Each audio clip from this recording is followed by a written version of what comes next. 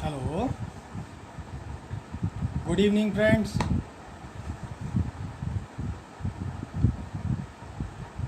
Good evening Naveen ji, good evening, you are most welcome. Good evening, good evening, good evening all. नमस्कार, कैसे हैं आप?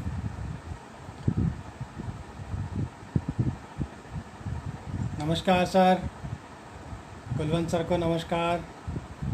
आपका बहुत बहुत स्वागत करता हूं और हम सभी आपका स्वागत करते हैं कुलवंत सर। हेलो लक्ष्य बेटा, how are you?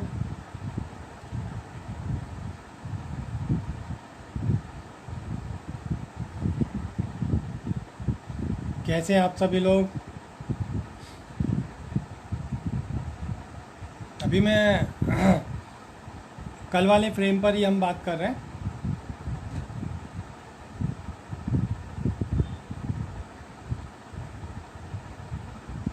Hello Arun, नमस्कार बेटा, कैसे हो?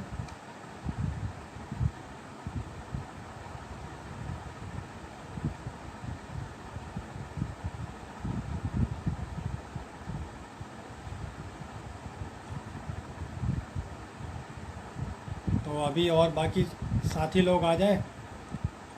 एक्चुअली आज मैं थोड़ा सेटिंग में लेट था। और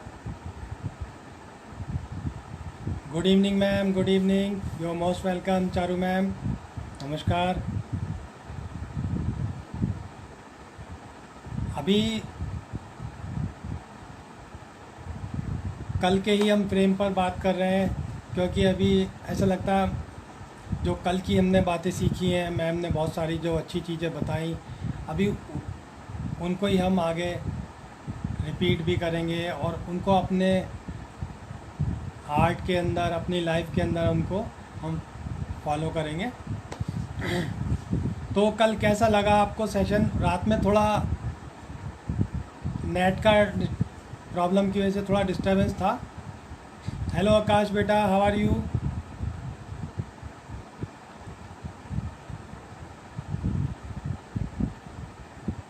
कल नेटवर्क का इशू था थोड़ा मैम के यहाँ पर, तो इसलिए थोड़ा सा साउंड का प्रॉब्लम था। तो आप सभी को डॉक्टर प्रिंस राज की ओर से बड़ों को चरण स्पर्श, साथियों को प्यार, छोटों को आशीर्वाद के साथ हम आज का सेशन फिर से शुरू करते हैं। तो कैसे हैं आप सब लोग?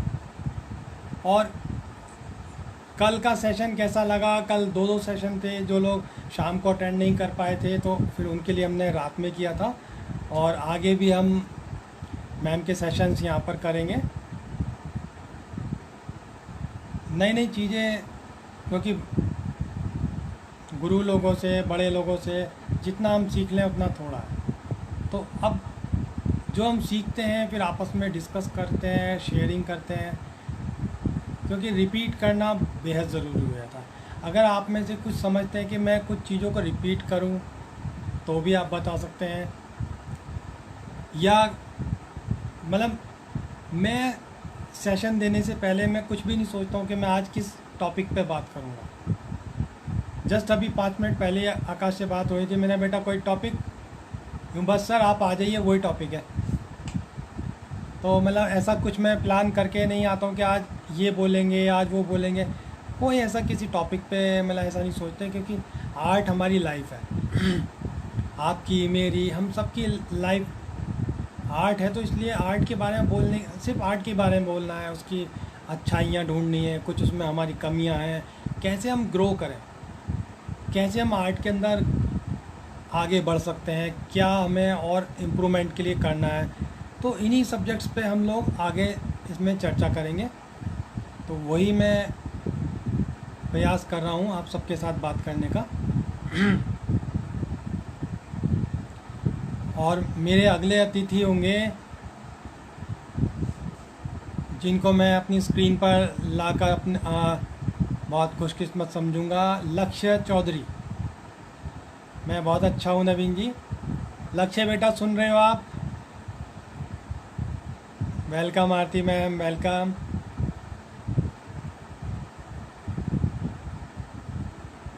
लक्ष्य बेटा सुन रहे हैं? हमारे इस कला परिवार के जो आयु में सबसे छोटे कलाकार हैं लक्ष्य चौधरी। तो मेरी ये कोशिश रहेगी कि मैं उनको आप सबसे रूबरू कराऊं, और मैंने भी उनको अभी नहीं देखा है। जी लक्ष्य बेटा, आप कब आएंगे हमारे साथ यहाँ पर स्क्रीन पर? सभी लोग आपको देखना चाहते हैं, हम भी आपको देखना चाहते हैं। मैंने भी अभी आपको लाइव नहीं देखा है, और बाकी सभी लोग आपको देखना चाहेंगे, आपको सुनना चाहेंगे। आप क्या समझते हैं, क्या आप कैसी आर्ट करते हैं, या जो हम बातें करते हैं तो आपको कितना समझ में आती है। तो मैं आपको भी अपने साथ मंच पर लेके आना चाहूँगा जब आप चाहें। अगर आपका फ़ोन अभी एक्टिवेट है तो मैं आपको अभी भी ले आऊँगा।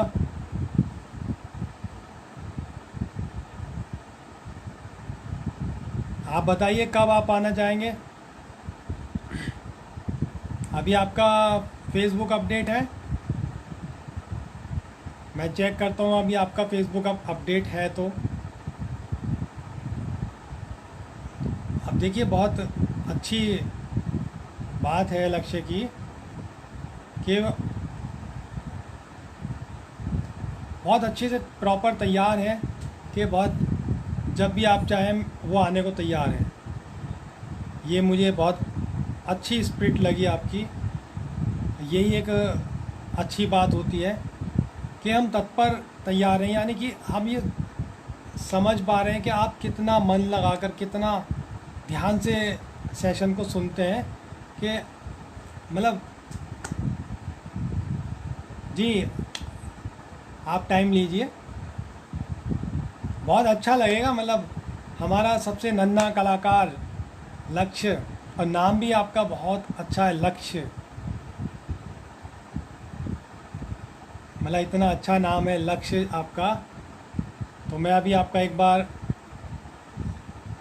चेक कर लेता हूँ फ़ोन जो है कि वो ऐड कर पाऊँगा कि नहीं कर पाऊँगा।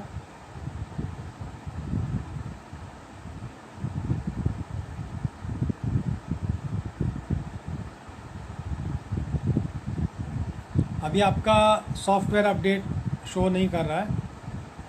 आप कोशिश कीजिए, अगर आप आ सकते हैं तो आप मेरे को भेजिए, मैं आपको ऐड करता हूँ।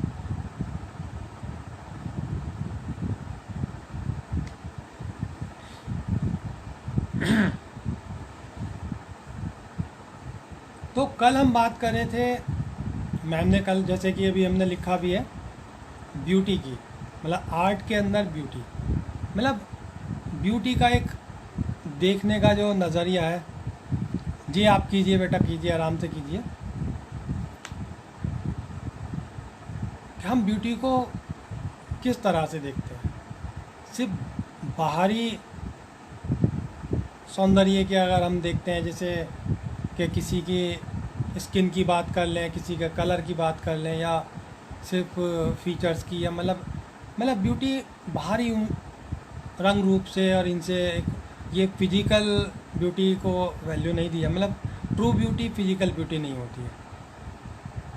तो एक्चुअल ब्यूटी जो है, इनर ब्यूटी जो होती है, उसकी दिल की ब्यूटी, आत्मा की ब्यूटी, सोल की ब्यूटी, जो आप इनर एक्सप्रेशंस जो हैं उसकी ब्यूटी। जैसे कि कल मैम ने बताया था कि जैसे गांधी जी के सबसे ज़्यादा पोर्ट्रेट्स बने हैं, मतलब, और उनके पोर्ट्रेट के अंदर एक अलग ही ब्यूटी आती है, क्योंकि जो पर्सन है उसके सोसाइटी के लिए किए गए काम, वो सोसाइटी के लिए क्या कर रहे हैं, तो उसके जो ब्यूटी होती है ना, फिर उनके काम की ब्यूटी, उनके सोसाइटी के लिए किए गए कंट्रीब्यूशन की ब्यूटी, वो उनके चित्र में झलक कर आती है। तो ऐसे ही टैगोर जी का, जो टैगोर जी ने पूरा आर्ट सोसाइटी के लिए काम किया है। मतलब टैगोर जी ने वंदे, क्या बताएं, जनगण मन दिया है, और इतनी रचनाएं की हैं। और गीतांजलि जिसने भी पढ़ी हो तो वो गीतांजलि पढ़कर समझ पाएगा कि हाँ, टैगोर जी ने क्या किया। शांति निकेतन मतलब भारतीय कला जगत के लिए सबसे एक मील का पत्थर शांति कला मतलब कला निकेतन है। तो यहाँ से बहुत सारे बड़े बड़े कलाकारों ने जन्म लिया और पूरे भारत में अलग अलग तरह की कलाओं का विकास हुआ। और शांति निकेतन के अंदर सभी तरह की कलाओं को स्थान दिया गया था, मतलब संगीत हो, साहित्य हो। जी मैं देखता हूँ लक्ष्य बेटा आपको अब।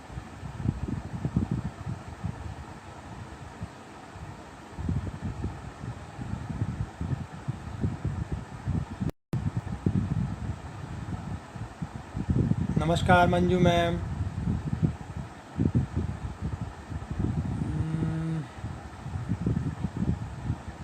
अभी अभी नहीं दिख पा रहा है। चलिए कोई बात नहीं, एक बार दोबारा से आप चेक कीजिए और अभी आप अधिक से अधिक लोगों में शेयरिंग कीजिए। और एक बार कलम अगर अभी नहीं होता तो बाद में एक बार देख लीजिएगा आप। तो शांति निकेतन में हर तरह की कलाओं का विकास हुआ, डेवलपमेंट हुआ। तो टैगोर जी ने जो आर्ट के लिए जो काम किए उसका एक टैगोर जी में मतलब जैसे अभी टैगोर जी मेरे बहुत फेवरेट, मैं उनको मानता हूँ। मैं अधिकतर मैं टैगोर जी का चित्र बनाना पसंद करता हूँ। जहाँ भी कहीं भले ही वर्कशॉप हो, एग्जीबिशन हो, तो मैं टैगोर जी जब तक नहीं बनाऊँ तो मुझे शांति नहीं मिलती। तो शांति निकेतन और शांति। तो आज हम बात करें प्योरिटी ऑफ आर्ट। मतलब अगर आपका कोई टॉपिक दिमाग में है, अगर आप चाहें तो मैं उस पर भी चर्चा कर सकते हैं, नहीं तो मैं। नमस्ते मैम, नमस्ते।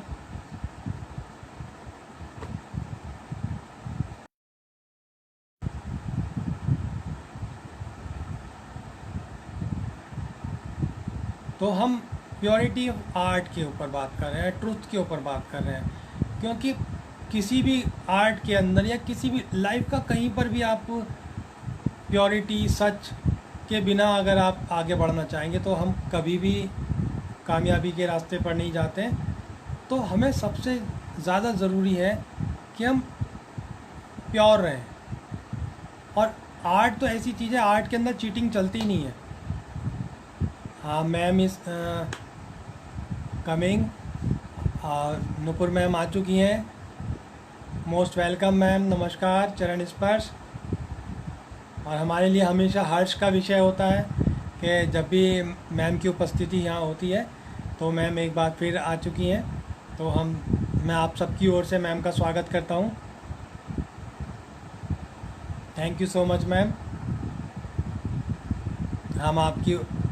हमारी सबकी ओर से मैं आपका स्वागत करता हूँ। बहुत कल का सेशन भी बहुत अच्छा लगा। दो बार आपसे हमने सेशन लिया। तो हम उसी ब्यूटी की बात कर रहे थे, फिर उसमें आर्ट के अंदर प्योरिटी की भी बात कर रहे थे कि आजकल आर्ट के अंदर कुछ प्योरिटी नहीं है। मतलब कुछ सभी लोगों को नहीं, मतलब कुछ लोगों को मैं देखता हूँ कि प्योरिटी कहीं ना कहीं कम ही रहती है। प्योरिटी इन द सेंस, यानी कि हम लोग ये सोचते हैं कि जो हम बना रहे हैं हमने कहीं से टीप लिया। लक्ष्य बेटा आज अभी कैमरा नहीं दिख पा रहा है। Thank you so much ma'am, चरण स्पर्श मैम। आज देखिए थोड़ा लाइट का सेटअप मेरा कुछ चेंज है।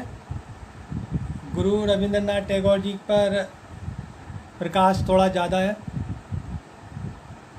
और पीछे मेरी पेंटिंग।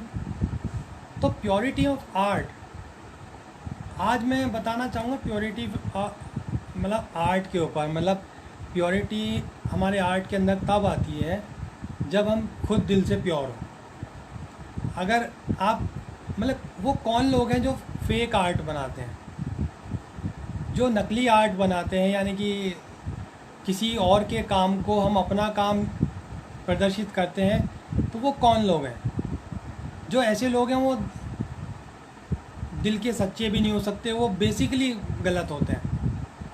यानी कि जिसको चोर प्रवृत्ति का लोग होते हैं तो वो प्योरिटी ऑफ आर्ट को कभी कर ही नहीं सकते। मतलब एक सच्चा जो आर्टिस्ट है वो प्योर दिल से सच्चा होगा, वो किसी के छल कपट में नहीं होता है। तो आर्ट का प्योरिटी के लिए बहुत ज़रूरी है कि सबसे पहली चीज़ तो एक अच्छा आर्टिस्ट बनने के लिए एक अच्छा इंसान बनना बहुत ज़रूरी होता है। मतलब thank you so much ma'am, welcome ma'am. तो प्योरिटी मतलब दिल की प्योरिटी होना चाहिए। मतलब अगर हमारे दिल के अंदर जो ब्यूटी है, मतलब ईमानदारी की, और हमेशा किसी के हित की बात करें, किसी के अहित की बात ना करें, तो जो भी इस तरह के लोग हैं जो छल कपट 420 या इस तरह की करते हैं, उनकी आर्ट में प्योरिटी नहीं आती। तो आजकल मैंने देखा है। नमस्कार Kaushal ji, thank you so much ma'am.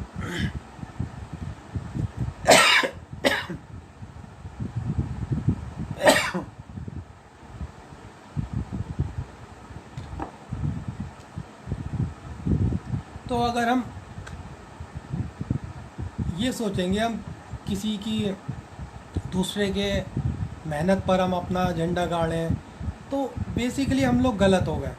तो वो लोग बहुत ज़्यादा आर्ट में सरवाइव नहीं कर पाते एज एन आर्टिस्ट। हो सकता है आप शॉर्ट टर्म कुछ बिजनेसमैन बन जाए। तो ऐसे बहुत से लोग हैं जो आपकी आर्ट को गलत तरह से अपने नाम से यूज़ करते हैं। तो हमें उनके बारे में डिस्कस करना बेहद ज़रूरी है। हम बात करते हैं ईश्वर की, भगवान की बात करते हैं, मतलब आस्था की बात करते हैं। अगर ईश्वर की बात करते हैं तो हमें ईश्वर की जब भी बात होगी तो ईश्वर के साथ हमें शैतान की चर्चा करनी भी बेहद ज़रूरी हो जाती है। क्योंकि ईश्वर का महत्व तभी पता चला हमें कि जब शैतान पर ईश्वर की आस्था से हम विजय प्राप्त करते हैं। तो हर समाज में, हर युग में शैतान अपने अपने रूप में रहे, और शैतान कभी भी कामयाबी, मतलब अंत में उसकी पराजय ही होती है। तो ऐसे बहुत सारे लोग हैं जो आपसे आर्ट बनवाते हैं, मतलब प्योरिटी ऑफ आर्ट, मतलब जो खुद भी काम नहीं करते हैं। ऐसे ऐसे लोग मैं जानता हूँ कि आप लोग भी अपने आसपास देखेंगे तो आपको पता चलेगा कि आप ऐसे लोगों के बीच में है कि हमारा जैसा भी काम है। अभी आप देखिए, क्या आप अपनी संतान को ये कह सकते हैं कि ये मेरी नहीं है? बेशक वो काला है, छोटा है, अपाहिज है, कुछ भी है, हम उसको अपनी संतान बोलते हैं ना, क्योंकि वो आपने अपने खून से सींचा है उसको। अब आर्ट के अंदर कुछ लोग क्या करते हैं कि वो दूसरे की आर्ट को अपना आर्ट कहने लगते हैं। तो ऐसे लोगों से बाज़ार बहुत भरा पड़ा है। कभी ऐसे लोगों से आप कहिए कि कुछ बना के दिखाइए, जैसी भी हमारी आर्ट है, सबसे पहली बात हमें अपनी आर्ट से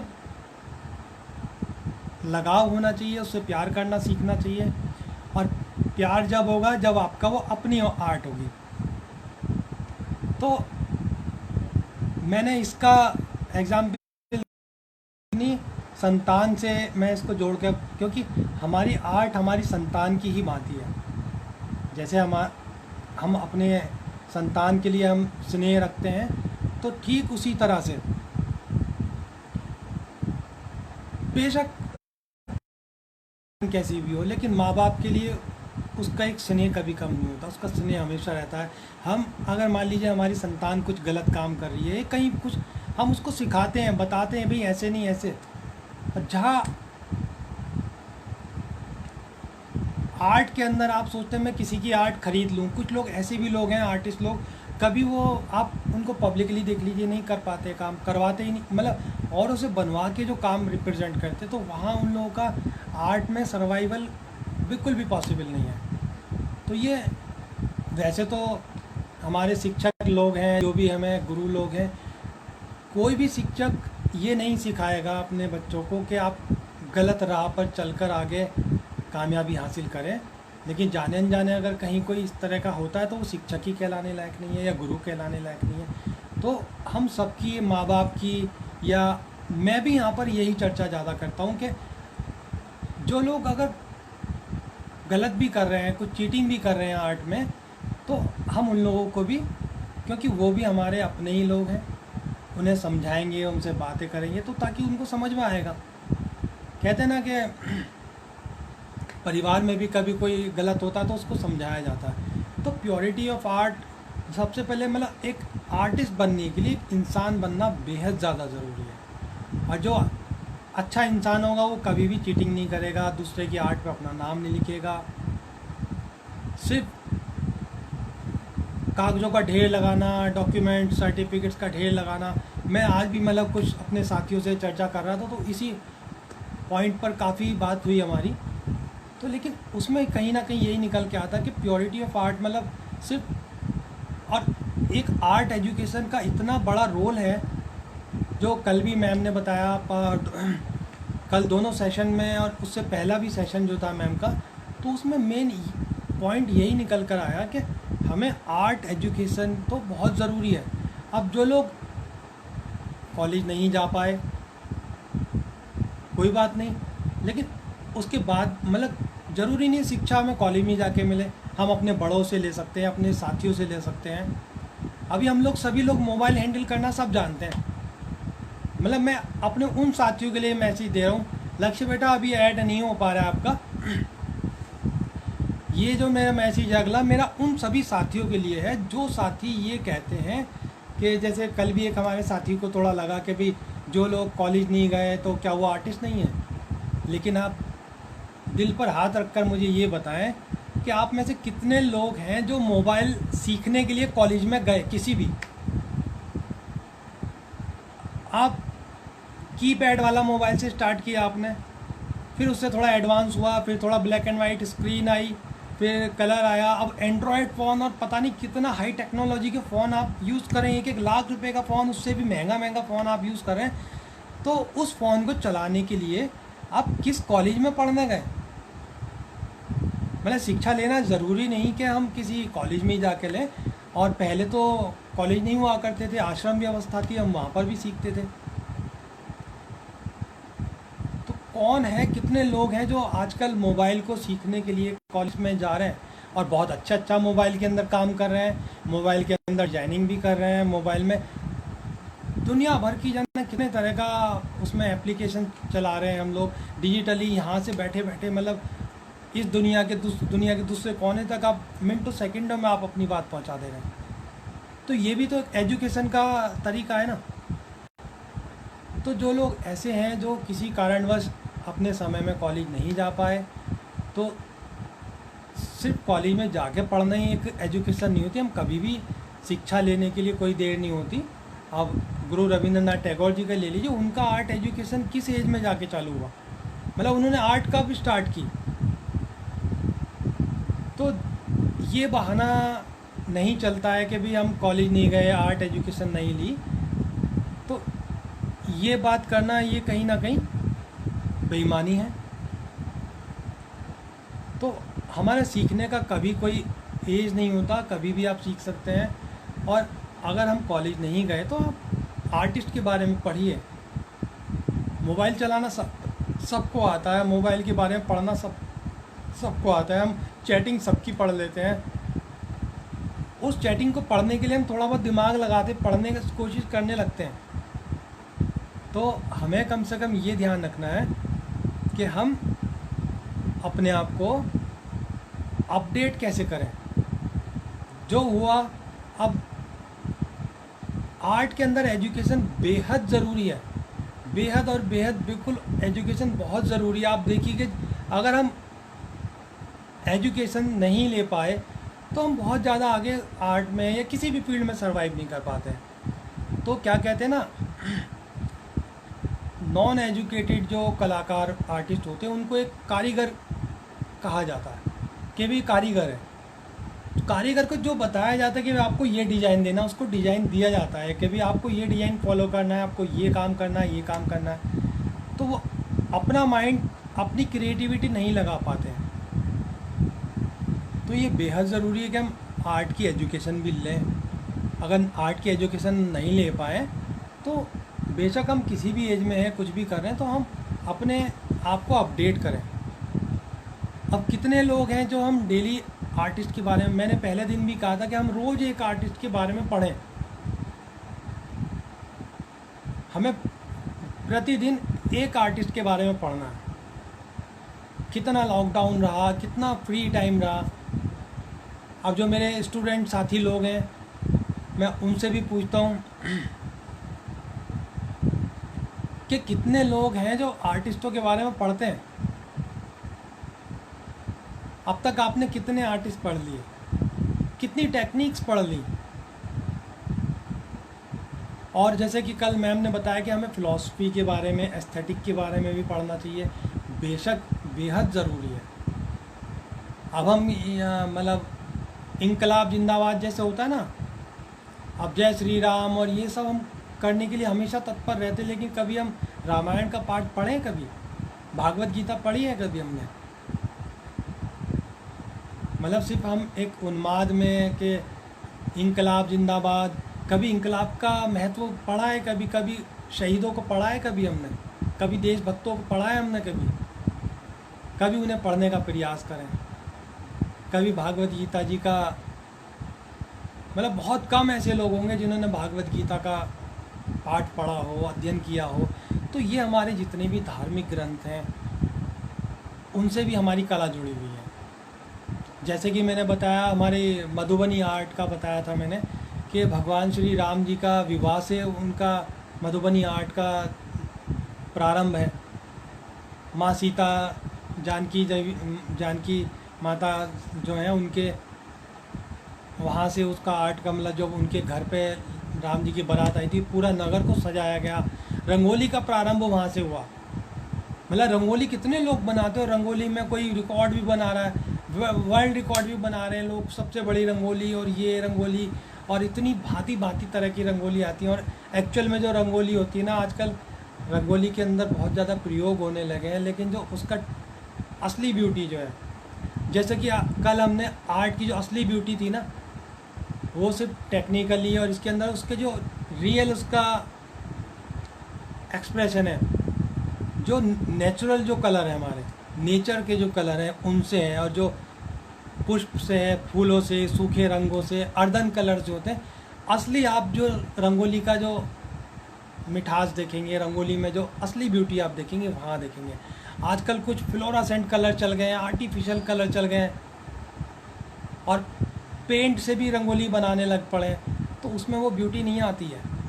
जब हम कुछ फूलों से, कुछ अर्धन कलर से आप यूज़ करके, मतलब पहले गेरू होता था, खड़िया होती थी, गुलाल हो गए, प्राकृतिक रंगों से जब उसके अंदर आप, अभी मान लीजिए आपको good evening ma'am, good evening ji, Bakul ma'am, thank you so much for joining us. तो हम लोग बातें तो करते हैं कि प्योरिटी की, लेकिन कभी देसी घी की खुशबू सूंघ के देखिए, देसी घी का आप प्रयोग करके देखिए। पानी के अंदर बिना डुबकी लगाए हम पानी की शीतलता का कैसे एहसास लगा सकते हैं? प्योरिटी तो तभी आएगी ना जब हम उस चीज़ को दिल से फील करें।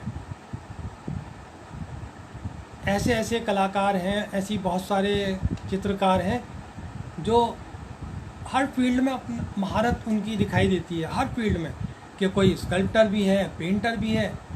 मैं जो मेन मुद्दे की बात बताना चाह रहा हूँ कि जिन लोगों ने कभी मिट्टी नहीं गूंदी होगी लाइफ में, कभी उन्होंने मिट्टी नहीं गूंदी होगी, लेकिन वो बहुत बड़े मूर्तिकार कहला रहे हैं, स्कल्प्टरिस्ट, मतलब स्कल्प्टर। तो और लोगों से काम करवा कर उस पर कि जी हमने बनाया, तो वो भी गलत है। तो आपके हाथों का जो प्यार है उस रोटी के अंदर जब तक नहीं जाएगा, आप अपने हाथ से रोटी नहीं बनाएंगे। कोई बात नहीं लक्ष्य बेटा, हम कल दिन में एक बार एक्सपेरिमेंट कर लेंगे आपको बुलाने का, तो वो हम कल सेटिंग करके ना, कैसे आपको आना है तो कल हम उसको करते हैं।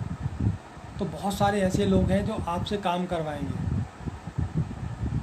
आपसे बनवा लेंगे कि जी, बहुत सारे ऐसे स्कल्प्टर्स हैं, मूर्तिकार भी हैं और पेंटर भी हैं, ऐसे लोग जिन लोगों ने कभी कलर छू के नहीं देखा, उनके कलर पे एक कलर की छींट ना पड़ जाए, एक ड्रॉप नहीं होती है, और वो इतनी बड़ी बड़ी पेंटिंग। अब आप किसी से पूछ लीजिए, अगर आपने रियल में कुछ काम किया कि जी आपने ये काम कैसे किया, तो वो प्रॉपर नहीं बता पाते हैं। मतलब मैंने ऐसे ऐसे भी आर्टिस्टों से बात ही की कि भी सर ये कास्टिंग कैसे होती है, या आपने किया ये इतने बड़े बड़े, हाँ जी हाँ हमने सब कुछ अपने आप किया। मतलब ठीक है, अगर आपने किसी काम के लिए किसी की हेल्प ली है तो उसका क्रेडिट देना चाहिए, प्योरिटी ये होती है। अभी देखा ना आप सिनेमा में देखते हैं, मतलब बॉलीवुड में या कोई अच्छी बुक्स भी लिखी होती है तो उसके ऊपर प्रॉपर पहले एक स्टार्टिंग में नंबरिंग होती है कि स्क्रीन प्ले इसका है, स्टोरी राइटर ये है, डायलॉग राइटर ये है। गुड इवनिंग जी Alka ji, good evening ma'am. तो डायलॉग राइटर ये है, स्क्रीन राइटर ये है, फाइनेंसर ये है, और उसका गीत इसने लिखा है, संगीत इसने लिखा है, म्यूज़िक डायरेक्टर ये है। मतलब पूरा उसका जितनी टीम होती है, मतलब उसमें लाइट मैन भी है, जो भी है, और बैकग्राउंड आर्टिस्ट जो होते हैं, जिस उन सबका नाम प्रॉपर दिया जाता है कि ये इन लोगों ने काम किया है। लेकिन आजकल कुछ ऐसे महान व्यक्तित्व भी हैं जो खुद एक भी काम करना नहीं जानते, वाकई में एक भी काम करना नहीं जानते, और कुछ अच्छे लोगों से, सीधे लोगों से काम करवा के फिर पूरा का पूरा क्रेडिट गोज़ टू देम कि ये हमने काम किया। बड़े बड़े प्रोजेक्ट्स होते हैं पेंटिंग के भी और स्कल्पचर के भी, बहुत सारे प्रोजेक्ट्स होते हैं, और आपको पता भी नहीं चलेगा आपका काम वो ले लेंगे भी, आपका काम दिखाकर वहाँ से प्रोजेक्ट अप्रूवल ले लेते हैं कि भी गवर्नमेंट से कि हमने काम किया। तो कभी भी एक बात बिल्कुल गांठ बांध लीजिए, अपना काम बिना नाम के नहीं करना। अपने काम पे इनिशियल ज़रूर डालिए, अपने सिग्नेचर ज़रूर डालिए, और सिग्नेचर एक डेवलप भी करना होता है। बहुत सारे साथी लोग सभी जानते होंगे, लेकिन फिर भी मैं इस बात को एक रिपीट, सिग्नेचर से बात चली आई, क्या है हमारा आर्ट के अंदर जो सिग्नेचर है, what is the signature, development of signature, ये क्या है? कितने लोग जानते हैं कि आर्टिस्ट का सिग्नेचर क्या है? कोई भी आप मुझे कमेंट करके बताएं, मुझे बड़ा अच्छा लगेगा। आर्ट, क्योंकि एक बहुत दिलचस्प इसके ऊपर मैं किस्सा मेरा व्यक्तिगत मैंने कहीं देखा, मतलब मेरे ऊपर नहीं, मैंने कहीं इसको महसूस किया और मेरे सामने हुआ ऐसा किस्सा।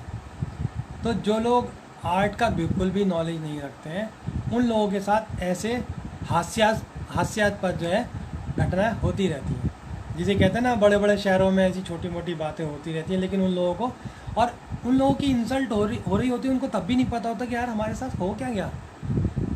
वो हंसते रहते हैं क्योंकि उन्हें मालूम ही नहीं। तो एक बहुत अच्छा मैं किस्सा बता रहा हूँ, जो आर्ट का बिल्कुल भी नॉलेज नहीं थी, मतलब एक XYZ कोई भी एक बहुत बढ़िया पर्सनैलिटी, आर्ट का नॉलेज नहीं, लेकिन उसने पूरा एक आर्ट इंस्टीट्यूट को या आर्ट कॉलेज को पूरा हैंड ओवर किया हुआ था। तो वहाँ कोई सज्जन आए काम देखने के लिए, अपना एग्जीबिशन देखिए, आइए सर देखिए ये हमारे स्टूडेंट्स का काम, हमारे इनका काम। तो बहुत दिलचस्प किस्सा है। मतलब ऐसी हास्यास्पद घटना हमारी लाइफ में कभी ना हो, मैं प्रार्थना करता हूँ, और उसके लिए हमें बचने के लिए यही है कि हम अपने आप को प्योरिटी के साथ काम करें।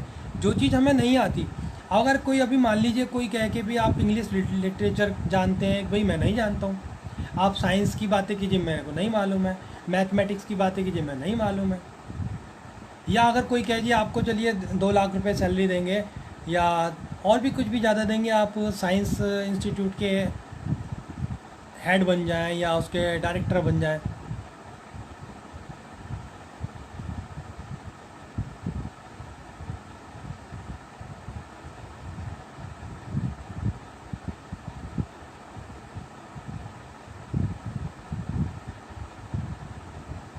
जी ma'am, thank you so much ma'am. अच्छा लगता है कि आप लोग सुनते हैं, पढ़ते हैं, क्योंकि लोगों को कहीं ना कहीं जागरूक करने की भी ज़रूरत है। क्योंकि जागरूक ऐसा नहीं है कि भाई मैं खाली अपने लिए काम करूं, जो दूसरा कोई साथी मेरा गड्ढे में गिरने दूँ, नहीं, लेकिन एक as an artist, as an इंसान, एक अच्छा आर्टिस्ट बनने के लिए एक इंसान बनने की बेहद ज़रूरत है। अगर कोई मेरे साथी कलाकार लोग कहीं किसी कारण से किसी के द्वारा छले जा रहे हैं, तो मैं उनको एक बार कोशिश ज़रूर करता हूँ कि भाई लोग, मैं आप इस जगह आपका मिसयूज़ हो रहा है,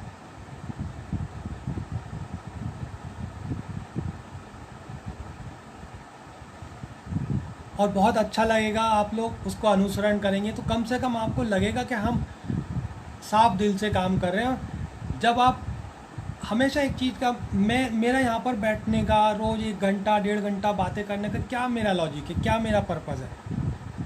सिर्फ यही है कि मैं अपने बीच जो नॉलेज है उसको मैं आप लोगों तक शेयर कर सकूं। जब हम सोचते हैं ना कि हम दूसरों को कुछ देने की कोशिश करें तो ऊपर वाला आपको खुद देता है। बचपन में हमने सुना था कि ना, जो दूसरों के हाथों में मेहंदी लगाते हैं उनके हाथ अपने आप लाल हो जाते हैं।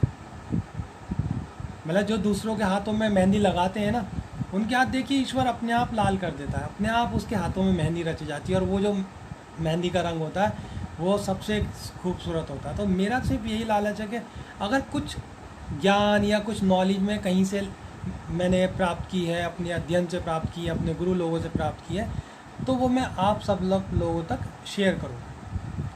और नॉलेज शेयर करने से बढ़ती है। आज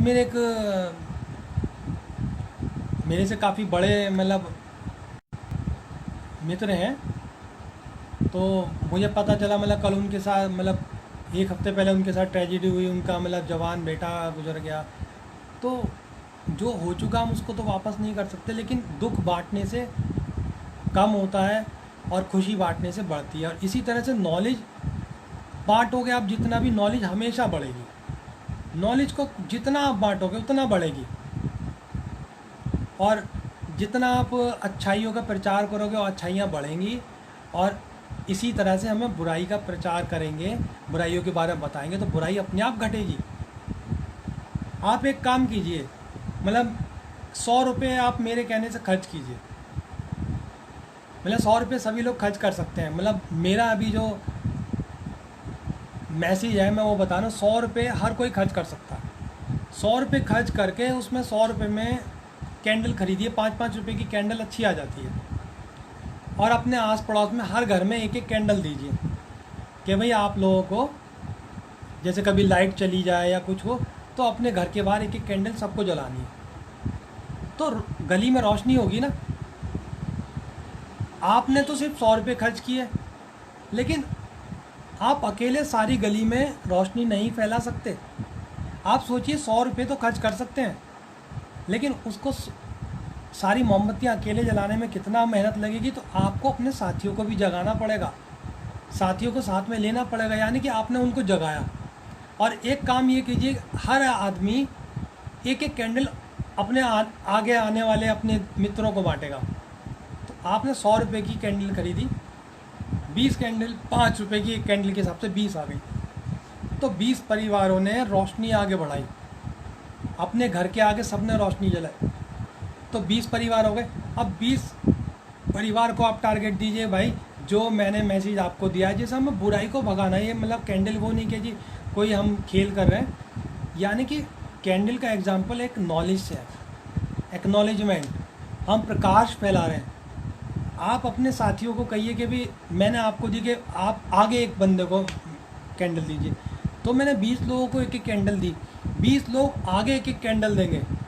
मतलब अगर हर आदमी आगे 20 लोगों को कैंडल देगा तो सोचिए कितनी कैंडल जाएंगी, पूरा शहर जगमग हो जाएगा।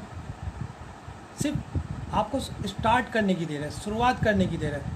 तो ये मेरा रात का जो मैंने समय रखा है, रात का समय इसीलिए भी रखा है कि हम रात को लोगों को जागने की, मतलब जगाने के लिए आए, ताकि अंधकार से उजाले की हो।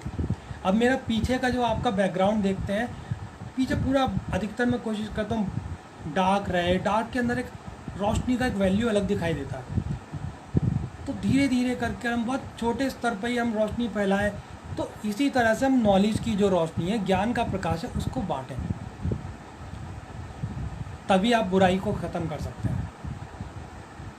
आपके आस पड़ोस में अगर कोई मान लीजिए बुराई है या कोई बुरा व्यक्ति है, और जब सारे लोग, पूरे गली के लोग, पूरे कॉलोनी के लोग 1-1 कैंडल जला लेंगे तो वो अकेला दिखाई देगा ना, तो मजबूरन उसको भी अपनी बुराई छोड़नी पड़ेगी एक समय आकर। तो यही है कि बहुत सारे, मैं कलाकारों की बात कर रहा था कि जो खुद एक भी काम, हाँ मैं बात करता सिग्नेचर की, बहुत इंटरेस्टिंग ये घटना है।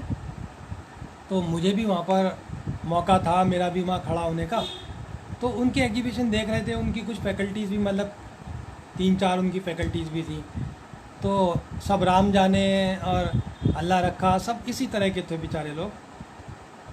तो कोई बाहर से कोई गेस्ट आए, काफ़ी लर्निड थे, करीब 75 या 80 साल के करीब, मतलब बहुत लर्निड आदमी, नॉलेजेबल आदमी। तो उन्होंने उनको काम दिखाया गया, देखिए सर हमारे बच्चों ने मिनिएचर बनाया, देखिए सर हमारे बच्चों ने मधुबनी बनाया, और देखिए सर हमारे बच्चों ने पोर्ट्रेट बनाया, देखिए हमारे बच्चों ने ये बनाया। तो उन सर ने एक सवाल कहा कि इन पे बच्चों का सिग्नेचर डेवलप करवाइए। तो उनका जो आंसर था वो आज भी बहुत दिल को ऐसा कर देता कि अरे भाई, मतलब मैं हंसी रोके नहीं रुकती। तो उन्होंने कहा हाँ सर सिग्नेचर करवा रखा है। मैं फिर रिपीट करता हूँ, उन सर ने कहा कि भाई बच्चों का सिग्नेचर डेवलप करवाइए। उन्होंने कहा हाँ सर सिग्नेचर करवा रखा है। अब उनको सब्जेक्ट का तो नॉलेज था ही नहीं। अब वो शाम दंड भेद 420 इधर उधर से कर कर मतलब ऐसे आर्ट इंस्टीट्यूशंस के सुपर पोस्ट पर विराजमान है। तो उनसे 2-3 बार का भी इनके बच्चों के सिग्नेचर डेवलप करा। हाँ सर करवा रखा है, ये देखिए जो आगे पेंटिंग के ऊपर बच्चों ने अपना ऑटोग्राफ दिया हुआ था, सर देखिए एक साइन कर रखा है बच्चों ने। वो बोले अरे भाई सिग्नेचर, कोई और फैकल्टी नहीं, सिग्नेचर। अच्छा, और फैकल्टी बोली अच्छा सर पीछे करवाना है। सोचिए, मतलब उन फैकल्टीज़ ने भी कहा अच्छा सर पीछे करवा देंगे, कैनवस के पीछे करवा देंगे। अब माथा पकड़ूँ तो क्या करूँ, माथा ना पकड़ूँ क्या पकड़ूँ। मतलब वो मुझे देख के मुझे बोले कि भाई इनको सिग्नेचर का बताओ भाई, सिग्नेचर। तो फैकल्टी भी बोली हाँ सर ठीक है, अगली बार पेंटिंग के पीछे सिग्नेचर करवा देंगे। तो आप में से कितने लोग इसको समझ पा रहे हैं, इस सिग्नेचर वाली बात को? कितने लोगों को, क्योंकि शायद मैं अकेला हंस रहा हूँ, आप लोग नहीं हंस पा रहे हैं, तो आप अपना इमोजी से मेरे को बताएं कि आप सिग्नेचर वाली बात को सभी लोग समझ पाए। मैं समझता हूँ जो सीनियर सभी लोग हैं सभी लोग समझ गए हैं। अगर कुछ बच्चे लोग नहीं समझे तो वो बेशक आप कमेंट बॉक्स में लिख सकते हैं कि सिग्नेचर के बारे में मैं बताऊँ उनको। वो सिग्नेचर क्या है, मतलब बहुत ज़्यादा इंटरेस्टिंग बात है।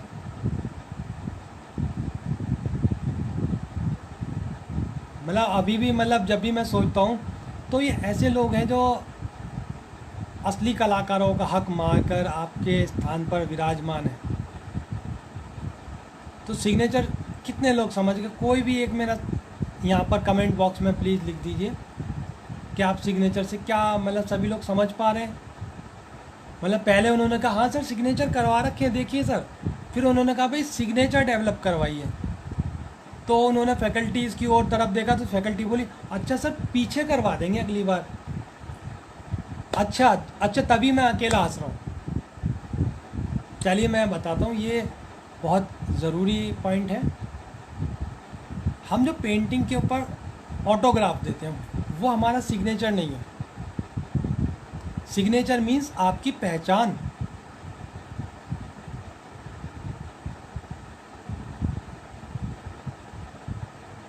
जी हाँ, मैं तभी तो मैं अकेला हंस रहा हूँ। अच्छा हुआ आप लोग, क्योंकि अकेले बात करने से आप लोगों से भी जानना कि आप लोग उसको कितना समझ पाए नहीं समझ पाए भी बेहद ज़रूरी है।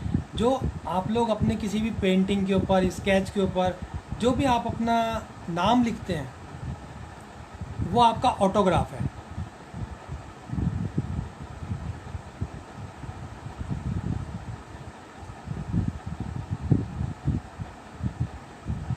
सिग्नेचर यानी कि आपकी जो आर्ट है, मतलब बेशक आप उस पर अपना ऑटोग्राफ नहीं दें, हम अपना ऑटोग्राफ नहीं भी करें, तो आपका जो काम का स्टाइल है उसकी पहचान जो है, हाँ जैसे खुद की टेक्निक हो गई। और टेक्निक तो जैसे ऑयल पेंट पे सभी लोग काम करते हैं, लेकिन जैसे ये पीछे मेरा पोर्ट्रेट है, जैसे मेरा पीछे पेन वर्क है, किसी का भी, हर किसी का काम की एक अपनी मिठास होती है, अपना उसका पहचान होती है। आपकी जो पहचान, सपोज कीजिए और वो एक दिन में नहीं बनती। जब आप अपना करेक्टर डेवलप कर लेंगे, अपना स्टाइल डेवलप कर लेंगे, तो आपको ऑटोग्राफ करने को, उसको ऑटोग्राफ बोलते हैं, जो लिखते हैं ना पेंटिंग पे नाम लिखते हैं, आप ना भी लिखें ना, आपका काम देखते ही लोगों को समझ में आ जाएगा भी। जैसे डालडा घी की खुशबू अलग होती है, देसी घी की खुशबू अलग होती है ना, अलग ही दूर से ही पता चल जाएगा भी देसी घी का पकवान है, देसी घी की मिठाई है। जो प्योर चीज़ होगी, प्योरिटी अलग ही पता चलती है। तो सिग्नेचर आपका जो अपना स्टाइल है, आपकी अपनी पहचान उस काम के अंदर झलकनी चाहिए। मतलब ज़रूरी नहीं है कि आप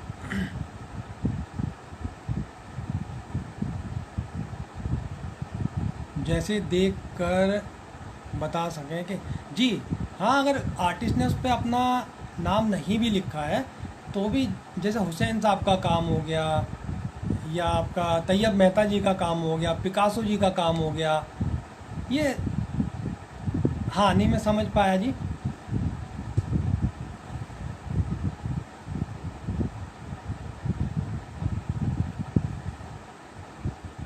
मैं ऐसे 4-5 फैकल्टी थे, उनमें एक डायरेक्टर लेवल का भी व्यक्ति था जो सिग्नेचर को नहीं समझ पा रहा था।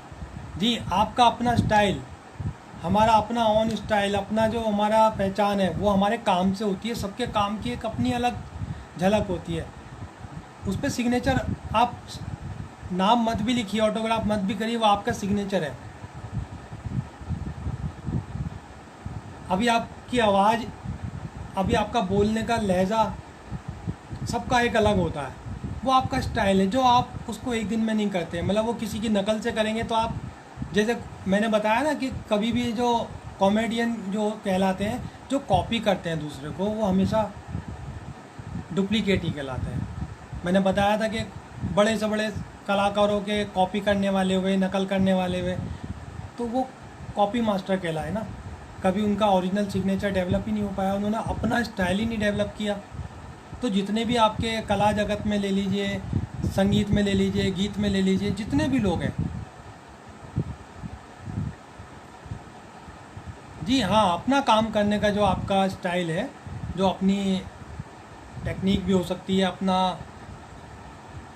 फॉर्म हो सकती है, आपकी अपनी क्रिएशन जो है, आपको उसका अपना स्टाइल हो सकता है बनाने का, फिगर्स को बनाने का हो सकता है, कलर स्कीम यूज़ करने का। मतलब एक अलग ही पता चलता है कि हाँ यार, उसके मतलब आपकी फ्लेवर झलकती है, आपकी खुशबू उस काम में आती है, आनी चाहिए। जैसे आपकी पेंटिंग कहीं लगी हो तो लाखों पेंटिंगों में पता चल जाएगा ये उस बंदे की पेंटिंग है। वो जब होगा जब आप अपने आप को पहचानेंगे, अपनी प्योरिटी को जानेंगे, अपना प्योर सच्चे दिल से अपनी एक आर्ट को करेंगे। मतलब स्टूडेंट लेवल पे हम कोशिश करते हैं सीखने की, लेकिन हम उस काम को इस तरह से सीखें कि उसमें हमने किस तरह से हमने कलर यूज़ करना है, कैसे करना है। लेकिन फिर जब हम उसको, अब जैसे हम लोग कोई भी चीज़ सीखने जाते हैं, तो जो मान लीजिए आप एक ही रेसिपी जो मतलब रोटी बना रहे हैं, आटा एक ही है, लेकिन सबकी रोटी में टेस्ट अलग होता है। उसके हाथों की अपनी जो मिठास होती है, अपने हाथों का प्यार होता है, जिस प्यार से वो उसको बना रहा है, वो प्यार उसके अंदर आता है। मतलब सबका, मतलब सबकी रोटी का टेस्ट अलग होता है ना। जी बिल्कुल एग्जैक्ट वर्षा जी, बिल्कुल ठीक। क्योंकि जो भी कॉपी करने वाले लोग हैं तो वो सिग्नेचर को भी नहीं समझते हैं। तो इतना मेरे को उस दिन हंसी आई, मैंने यार ये क्या, किस तरह के लोग हैं कि ऐसे लोगों के हाथों में स्टूडेंट्स का भविष्य भी दिया गया है। प्राइवेट इंस्टीट्यूट में ये हाल हो रहा है, सिर्फ वो कम सैलरी के चक्कर में किसी को भी घास कूड़े को उठाकर वहाँ पे पोस्ट पर बिठा देते हैं। अभी आप सोचिए कि मतलब अगर आपकी सेना का दायित्व, मतलब सेना का दारोमदार या सेना की कमान किसी ऐसे व्यक्ति के हाथ में हो जिसने कभी राइफल उठाकर ना देखी हो, चलाने की तो बहुत दूर की बात है, तो हमारा देश कितना सुरक्षित रहेगा। अगर मैं यहाँ पर कुछ सच्चाइयाँ बोलता हूँ तो कुछ लोगों को शायद चुभती भी होगी, बुरा भी लगता होगा, लेकिन सोचिए कि अगर क्या हमारे देश की सेना की कमान किसी ऐसे व्यक्ति के हाथ में दे दी जाए जो सेना के कमांडर हैं, जिन्होंने कभी राइफल, ये नहीं पता कि सीधी किधर से होती है, कभी चलाई नहीं है, तो जो हमारे कमांडर्स होते हैं ना, जो सेना को कमांड करते हैं, वो बताने की ज़रूरत नहीं, आप सबको मालूम है। संगीत एकेडमीज जो होती है, उनके जो गुरु लोग होते हैं वो संगीत के इतने महारथी होते हैं। कला एकेडमी के भी जो हैं वो कला के बहुत सीनियर लोग होते हैं, एक्सपीरियंस लोग होते हैं।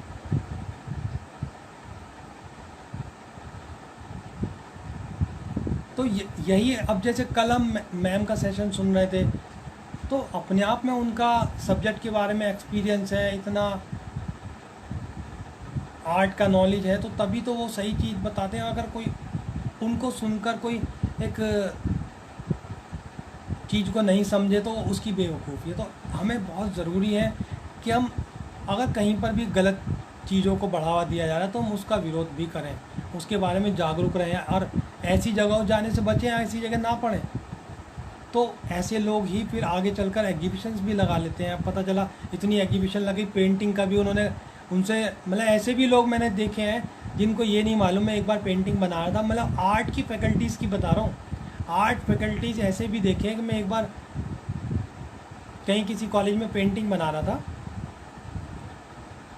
तो ऑयल पेंट में वहाँ मैंने पीने के लिए पानी रखा हुआ था, मतलब पीने के लिए, मुझे पानी पीने का बेहद शौक़ है, पीने का पानी रखा था और ऑयल पेंट से पेंटिंग कर रहा था।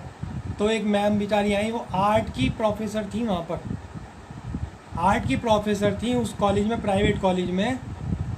तो उन्होंने आके बोला, सर ये कौन से वाले कलर हैं जो पानी से होते हैं?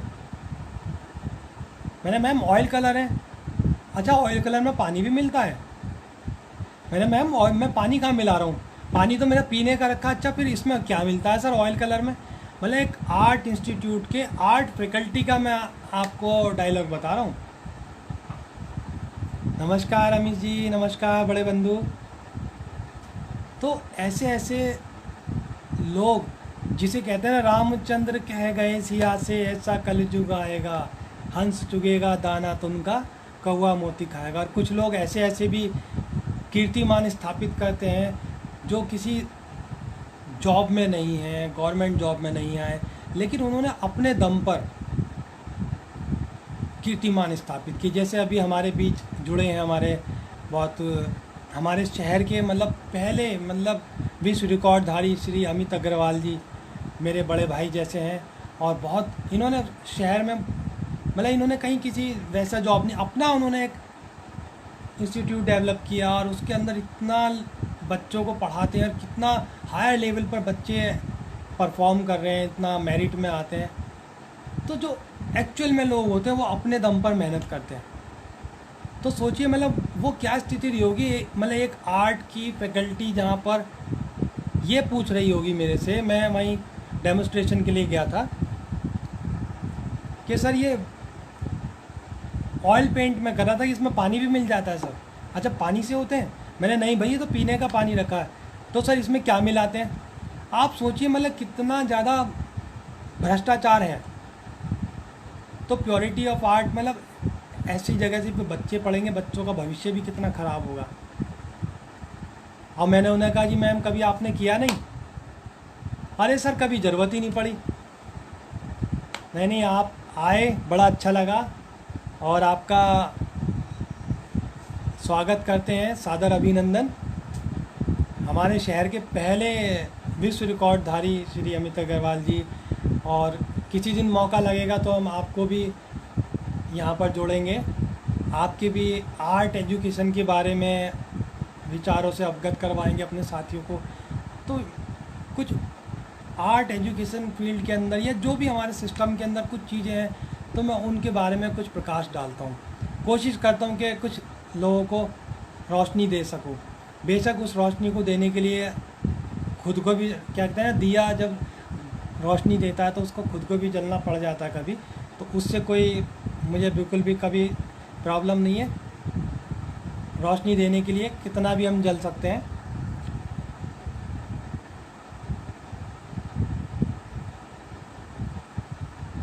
जी बहुत अच्छा आपने क्वेरी की।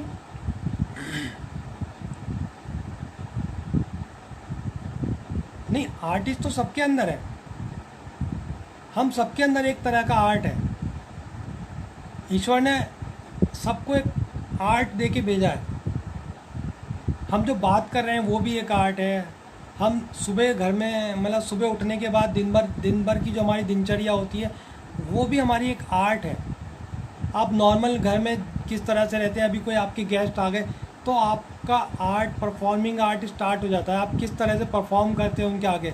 आप घर में बेशक कैसे भी हो, कोई आएगा और जी कैसे हैं, अभी कोई आपसे कॉल कर लीजिए, आप तो बहुत मतलब हम सभी लोग बहुत अच्छे कलाकार हैं, परफॉर्मिंग आर्टिस्ट हैं, बहुत अच्छा एक्टिंग करते हैं। बेशक आप कितने ही दुखी हो, परेशान हो, कोई भी अचानक से कॉल करे और जनाब कैसे हैं और भाई साहब कैसे हैं, आप कहेंगे मैं बहुत अच्छा हूँ, बहुत फाइन, आप बताइए कैसे हैं, सब ईश्वर की कृपा है। तो देखिए कितनी अच्छी हम कलाकारी करते हैं। हम अपने दुखों को छुपाकर लोगों को खुशी दिखाने की कोशिश करते हैं कि हम बहुत खुश हैं। जो बहुत ज़्यादा पर्सनली आप कहीं जुड़े हुए हैं, गवर्नमेंट से ज़्यादा प्राइवेट में बहुत बुरा हाल है। प्राइवेट में आप ये सोचिए, गवर्नमेंट में तो बहुत लंबी प्रोसेस को उसको करके जब वहाँ जा रहा है गवर्नमेंट का, तो है। प्राइवेट में भी क्या हाल है, लोग कम सैलरी के चक्कर में मतलब अनएक्सपीरियंस लोगों को जॉब पर रख लेते, जो वहाँ से पढ़ रहे हैं, पढ़ते ही मतलब उन्होंने मास्टर भी नहीं किया, वही लोग पढ़ा रहे हैं।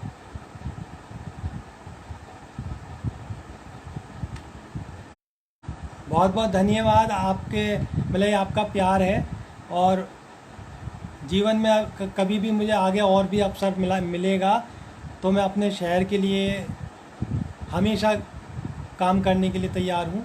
अपने शहर, अपने राज्य, अपने देश के लिए कहीं भी मुझे शहीदों के लिए काम करने का अवसर मिलेगा तो मैं फिर करूँगा, और अपने कला के लिए ज़रूर मैं कुछ भी करूँगा। और आर्ट स्टूडेंट्स, अगर अभी मैं रात को डेली सेशन इसीलिए देता हूँ कि कुछ मैं कंट्रीब्यूट कर सकूँ।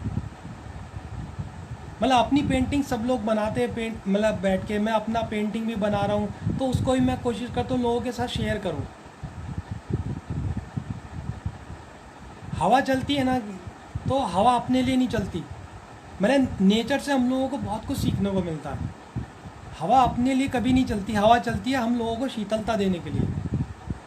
हवा अपने साथ ऑक्सीजन लेके चलती है, हम लोगों को एक ठंडक देती है। पानी बहता है हम लोगों को जीवन देने के लिए। हवा ना चले तो हम लोगों को ऑक्सीजन नहीं मिले।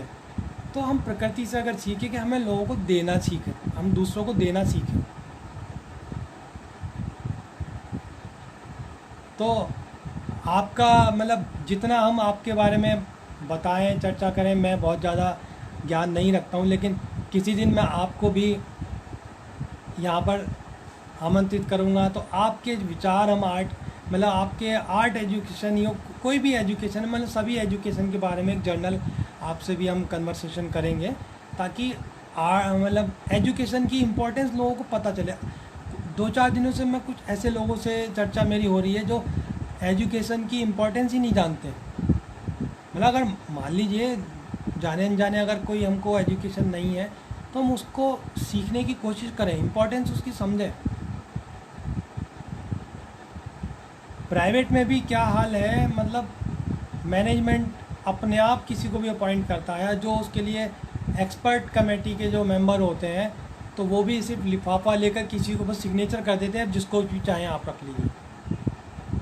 ऐसे ऐसे लोगों के हाथ में प्राइवेट इंस्टीट्यूशंस हैं, सिर्फ वहाँ पे वो क्या करते हैं कि ये आप कितनी सैलरी लोगे, आप 50 मांग रहे हो, दूसरा 20 मांग रहा है, चल भाई तुरंत आ जा, अभी से ज्वाइन कर ले, आप 20 मांग रहे हो।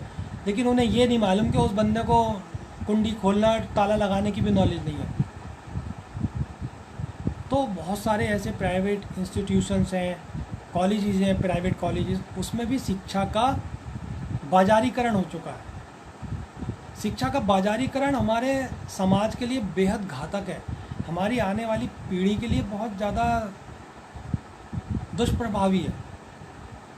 जहाँ शिक्षा का बाजारीकरण से मेरा मतलब ये है कि आप शिक्षा दे रहे हैं, शिक्षा देने के लिए गुरु दक्षिणा ज़रूर लीजिए बेशक, लेकिन जहाँ आप शिक्षा ही नहीं दे रहे हैं, सिर्फ डिग्री बेच रहे हैं, ऐसे लोगों के लिए है मेरा मैसेज, जो लोग सिर्फ डिग्री बेच रहे हैं। ऐसे प्राइवेट कॉलेजेस हैं और कॉलेज में पढ़ने के बाद भी फिर बाहर से अलग से बच्चों को एक्स्ट्रा कोचिंग लेनी पड़ती है। अगर एक्स्ट्रा कोचिंग्स ना हो तो सोचिए मतलब उन बच्चों का क्या होगा। मतलब कहीं ना कहीं डायरेक्ट इनडायरेक्ट जो एक्स्ट्रा कोचिंग दे रहे हैं वो लोग अब बहुत बड़ी जिम्मेदारी निभा रहे हैं। उन लोग वो कौन लोग हैं जो एक्स्ट्रा कोचिंग दे रहे हैं? सिर्फ पैसे के लिए नहीं दे रहे हैं। मतलब जो मानता हूँ जो गवर्नमेंट जॉब में भी हैं और वो एक्स्ट्रा कोचिंग दे रहे हैं, वो अपनी गवर्नमेंट जॉब से बेईमानी कर रहे हैं, क्योंकि वो वहाँ नहीं पढ़ाते, सोचते कि मेरे ट्यूशन में पढ़ेगा। लेकिन जो आदमी अलग से एक्स्ट्रा मतलब अलग से प्राइवेट कोचिंग देते हैं, तो उन लोगों का क्या एम होता है कि यार गवर्नमेंट कॉलेजेस में या कहीं जॉब में जो हम नहीं करा पाते, वहाँ नहीं करा पाए, हम यहाँ कराएंगे। अब जैसे मैं भी हूँ, मैं जहाँ पे भी जॉब किया तो बहुत सारी प्रॉब्लम्स थी कि नहीं ये नहीं करना, वैसे नहीं करना। तो मैं सोचता हूँ नहीं, मैं पर्सनली जितना अच्छे से मैं शिक्षा दे सकता हूँ, बता सकता हूँ, तो मेरा वही कोशिश रहती है। तो बहुत सारे प्राइवेट कोचिंग जो हैं वो बहुत अच्छा काम कर रहे हैं, लेकिन जो प्राइवेट कॉलेजेस हैं उन्होंने बिल्कुल बंटाधार किया हुआ है। आप देखिए मतलब वहाँ पर जो ग्रेजुएट बंदा है वही वहाँ पे एज ए फैकल्टी भी काम कर रहा है, जिसका अभी खुद का एजुकेशन नहीं हुआ, दूसरी जगह से अभी मास्टर की डिग्री चल रही है, वो वहाँ पर पढ़ा रहे हैं। तो एजुकेशन की वैल्यू हमको समझना चाहिए और एजुकेशन का प्योरिटी समझना चाहिए। इसी तरह से आर्ट का जो प्योरिटी है वो समझना चाहिए। और बात मैंने की थी कि प्योरिटी हमारे इंसानियत की होनी चाहिए। हम एक अच्छा कलाकार जब तक अच्छा इंसान नहीं होगा वो कलाकार नहीं बन सकता। एक शिक्षक का जो सम्मान होता ना, गुरु ईश्वर के बाद, मतलब ईश्वर से भी पहले गुरु का सम्मान है। कहते हैं ना, मैं तो अपनी गुरु को बहुत मानता हूँ। कहते हैं गुरु गोविंद दो खड़े काके लागो पाए, बलिहारी गुरु आपने गोविंद दियो बताए। तो गुरु की महिमा है, गुरु को सम्मान देना चाहिए, लेकिन गुरु अपनी गरिमा का ध्यान रखना चाहिए। हम ऐसा काम ना करें जो हमको आता ही नहीं है। ऐसे ऐसे लोग हैं जो सब्जेक्ट के भी नहीं है, वो कुछ भी पढ़ाने लग रहे हैं। मतलब पढ़ाते तो है ही नहीं, बस एक तनख्वाह लेने के लिए कुछ भी कर रहे हैं। तो आज अरे बातों बातों में शायद समय काफ़ी हो गया। प्योरिटी के ऊपर डिस्कस करना काफ़ी अच्छा लगता है मेरे को। और बहुत लोगों को शायद, अक्सर उन लोगों को बुरा लगेगा, उजाला किसको बुरा लगेगा, जो लोग चोरी करते हैं वही आपके दिए को पानी से बुझाने की कोशिश करेंगे। तो मेरा एक मैसेज था कि मैं 100 रुपये में एक एक कैंडल अपने सारे कॉलोनी में बांटो। 20 घरों में आप बांटेंगे तो पूरी कॉलोनी में रोशनी होगी। फिर उनको कहिए कि भाई आप भी एक एक कैंडल अपने 20 मित्रों को बांटो, तो पूरा नगर, पूरा देश रोशन हो जाएगा। वही चीज़ जो नॉलेज की कैंडल है, मतलब मेरा मकसद यही है कि नॉलेज की कैंडल, जो बात मैंने आप लोगों को कही, आप अगर 100 लोग मेरी बात सुन रहे हैं तो वो मैसेज आप आगे 100 लोगों को दीजिए। आप अपने बच्चों को दीजिए, अगर अपने बच्चों को दीजिए, अपने दोस्तों को दीजिए, उसको आगे बढ़ाएंगे ना तो सच्चाई का रास्ता और प्योरिटी, फिर प्योर आर्ट निकलेगी, प्योर फ्यूचर बनेगा हमारे बच्चों का। तो आज हम इधर ही समाप्त करते हैं, क्योंकि भावनाओं में बहकर मैं ज़्यादा प्योरिटी की तरफ बढ़ जाऊंगा। तो जैसे वो सिग्नेचर वाला, देखिए कितना मेरे को आज भी हंसी आती है। मतलब सिग्नेचर ठीक है सर, करवा रखे कैनवस पे, अगली बार पीछे करवा देंगे। मतलब वो यही नहीं समझ पाए।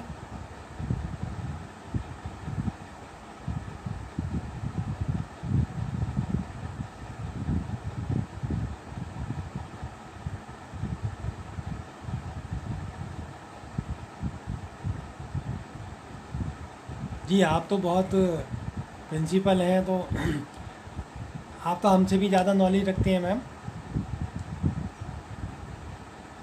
तो लेकिन जो आर्ट का बाजार, मतलब किसी भी एजुकेशन को जो बाजारीकरण कर दिया है, वो कहीं ना कहीं आप लोगों को भी काम करने के लिए फ्रीडम नहीं मिलती है, तो वो भी प्रॉब्लम करता है। जी आप सभी लोग आप कैंडल हैं, जो भी, अगर कुछ मेरी बातें अच्छी लगती हैं तो उनको आगे बढ़ाएं, अगर कुछ चीज़ें मेरी बातें नहीं सही लगती हैं तो उनको यहीं पर भूल जाएं। और मुझे बताएं, तो ताकि मैं अपने आप को अपने अंधेरे को उस रोशनी से मैं दूर भगाऊं।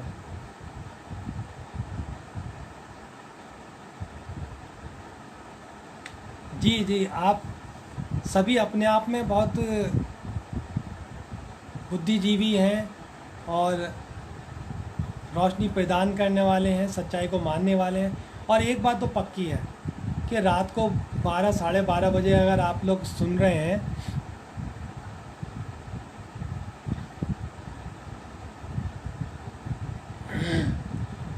अगर आप लोग रात को 12 साढ़े 12 बजे, और एक दिन तो कुलवंत सर जब आए थे तो 1:30 बजे तक हमारा सेशन चला था।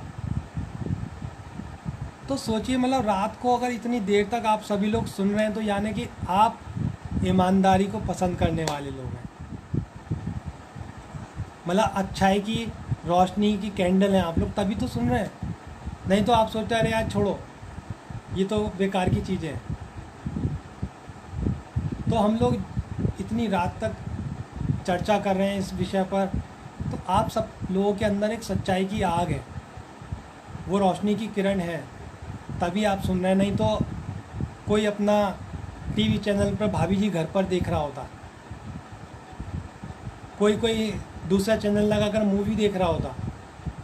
मतलब सोचिए, कोई आज तक देख रहा होता, कोई रिपब्लिक इंडिया देख रहा होता, मतलब लेकिन वो सारी चीज़ छोड़कर किसी की कोई बहुत अच्छी मूवी आ रही होगी, कोई भाभी जी घर पर देख रहा होगा, कोई कुछ देख रहा होगा, लेकिन आप उस सब को छोड़कर मेरे एक साधारण से और छोटे से एक व्यक्ति की बातें आप सुन रहे हैं।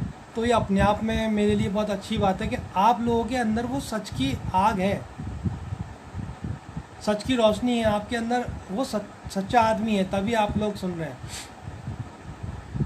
जी thank you so much ma'am, और बहुत अच्छा लगा आप सब ने इतना दिल लगाकर सुनते हैं।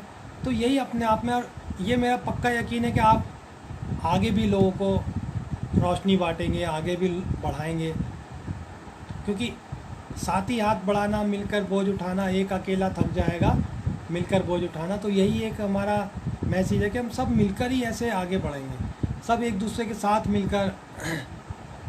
जी सर, सच्चाई की बिल्कुल जीत होती है, और हमें नई जनरेशन को ये मैसेज ज़रूर देना है, क्योंकि नए बच्चों को ये ज़रूर सिखाना है कि तभी वो आगे अच्छे कलाकार बन पाएंगे, या अच्छा उनका कैरियर एक ईमानदारी के दम पर होगा।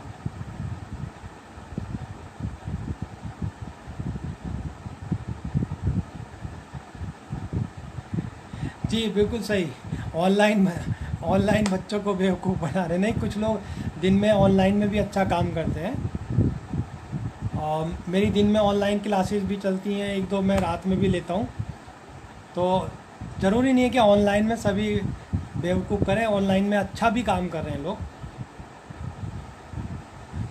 तो बहुत अच्छा लगा मैम, आप भी मतलब इतने अच्छी पोस्ट पर काम कर रहे हैं और लोगों को अच्छे गाइड कर रहे हैं, कोशिश कर रहे हैं बच्चों के भविष्य के लिए अच्छा काम करें। तो हम डेली इसी तरह से बातें करते रहेंगे, और बीच में किसी दिन थोड़ा आर्ट भी कर लेंगे, नहीं तो कुछ बच्चे बोर हो गए होंगे कि सर कभी आर्ट तो करते ही नहीं है, लेकिन ये भी एक अपने आप में आर्ट है। तो अभी हम आज के लिए समाप्त करते हैं आज का सेशन। जाने का मन तो नहीं कर रहा, लेकिन बहुत रात हो रही है। और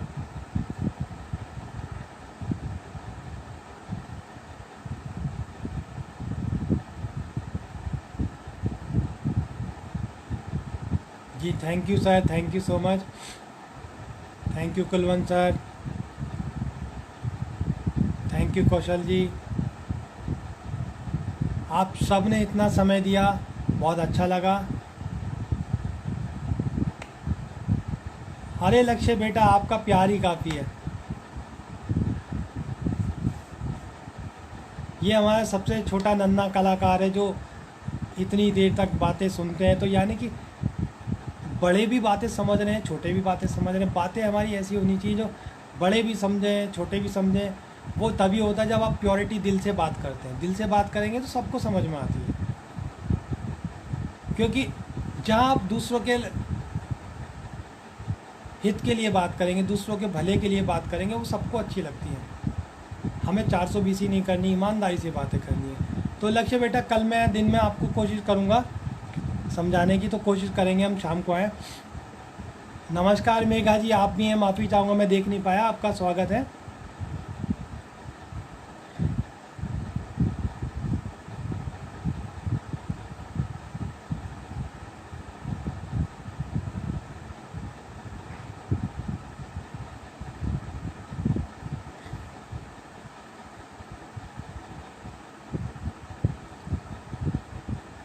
मेघा जी आपका बहुत बहुत धन्यवाद, आपने इतने अच्छे शब्द हमारे लिए लिखे।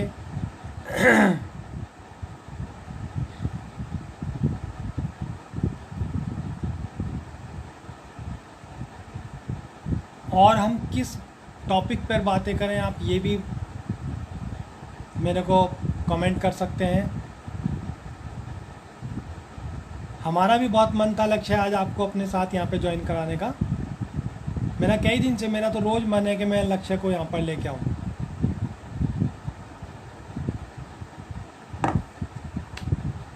आप आकाश गुरुजी से बात कर लेना, वो आपको टेक्निकली समझा देंगे कि किस तरह से ऐड होंगे ना।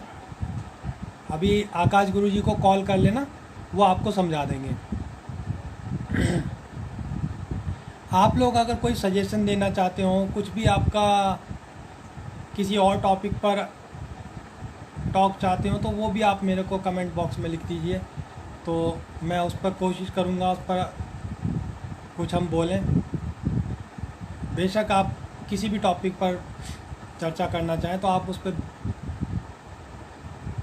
अपना कमेंट लिखिए, और हमें क्या नया करना है, क्या बेटर करना है, किस टॉपिक पे हम बात करें, तो आप लोग लिखिएगा ज़रूर। तो आप सबके लिए मैं फिर से आभार व्यक्त करता हूँ, बहुत बहुत धन्यवाद। Thank you so much once again for all. नमस्कार, शुभ रात्रि। बड़ों को चरण स्पर्श, साथियों को प्यार और छोटों को आशीर्वाद के साथ आज हम समाप्त करते हैं। मिलते हैं कल। जय हिंद।